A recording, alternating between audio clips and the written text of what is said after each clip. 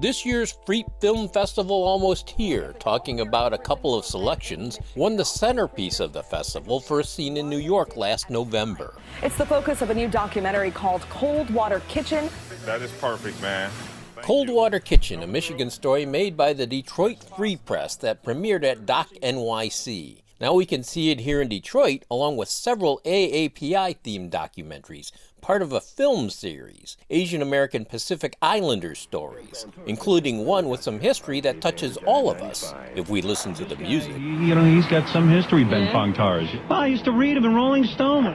Ben Fong-Torres helped shape American culture, period.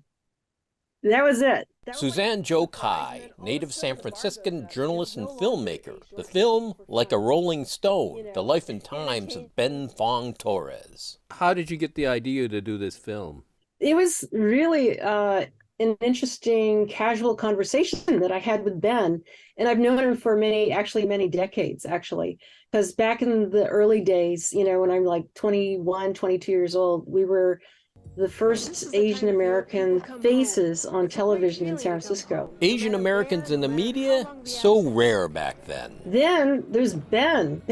That's interesting. And then he came before us.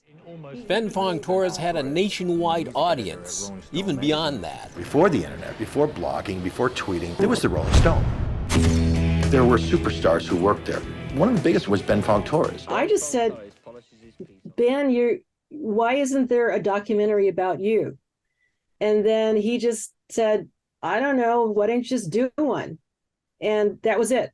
That's how it started. So everybody knew Ben Fong-Torres. Even though we were colleagues, right, as working journalists, I thought this would be a nice short film.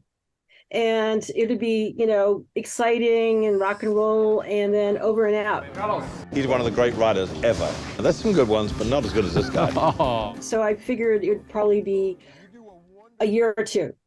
And it wasn't. It would take more than a decade, over 100 interviews, and more to discover about Fong-Torres' family's deep connection to the Chinese-American community in San Francisco. Now part of that history there. Having come from my background, helped to direct subjects and the way stories were done. It was like something that made me feel like because I was black, I could never be or I would never be. Ben has this amazing audio tape collections, probably 50 plus years old. And I would hand carry them very carefully on the flights to get these tapes to our archive people.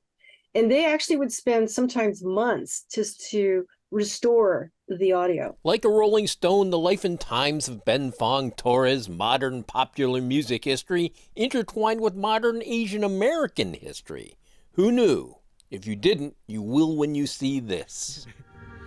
The hardest part is the math. Math is killing me right now. Chef Hill teaches food tech at the Lakeland Correctional Facility in Coldwater, Michigan. He says, no, look, listen. If you're going to go out there and work in this industry, you need to know what you need to know. Inmates prepping for a very fine dining experience, but still, this is prison.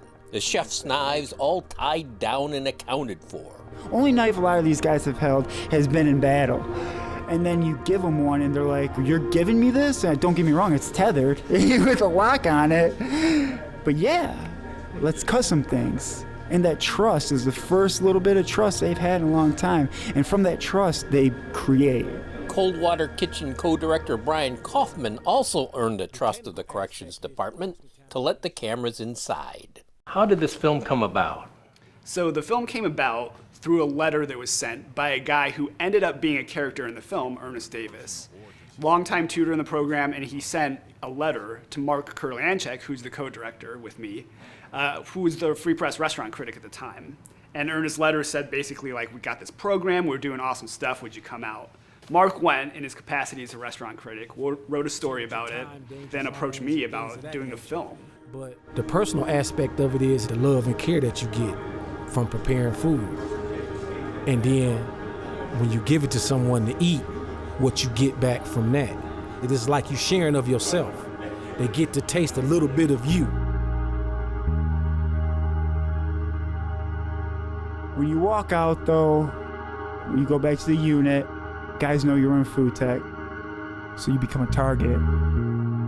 Food, quite the commodity in prison, a harsh reality that. But reality can also be viewed in different ways. Part of what we try to do as documentary filmmakers is to sort of bust the stereotypes, and it's very easy to go in, make a film about prison, and you're seeing clanging doors, and you're hearing all these sounds, and it's dark and moody. And the classroom, the garden, and food tech had such a warm feeling to it when we went in. It's like, let's turn our cameras on the humanity that exists in this place that Chef Hill created. I hear it all the time. Man, you probably spend a lot of money on those guys. You know, there's a lot of people out here who are struggling, and that's usually where the conversation starts to go south. That right there, that's some good eating right there.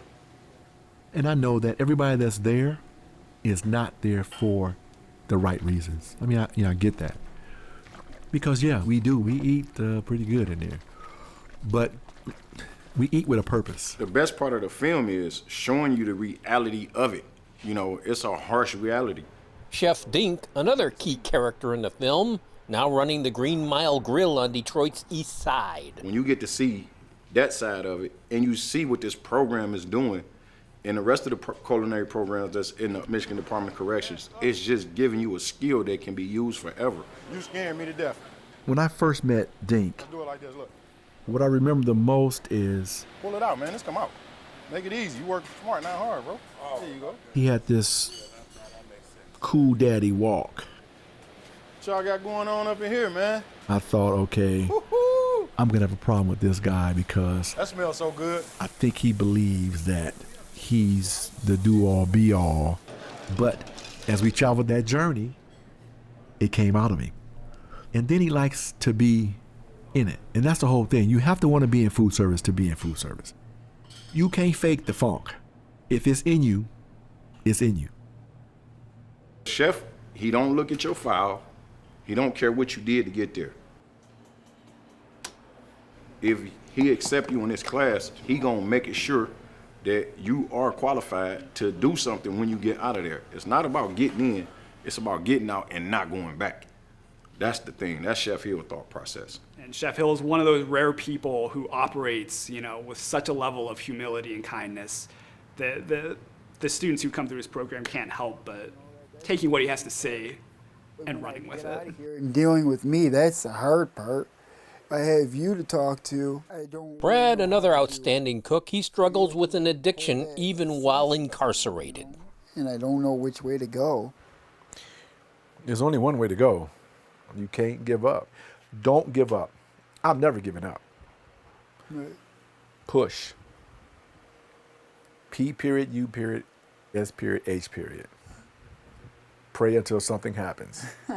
That's exactly what it stands for. Coldwater Kitchen, a Detroit Free Press production. How many newspapers have a documentarian on staff?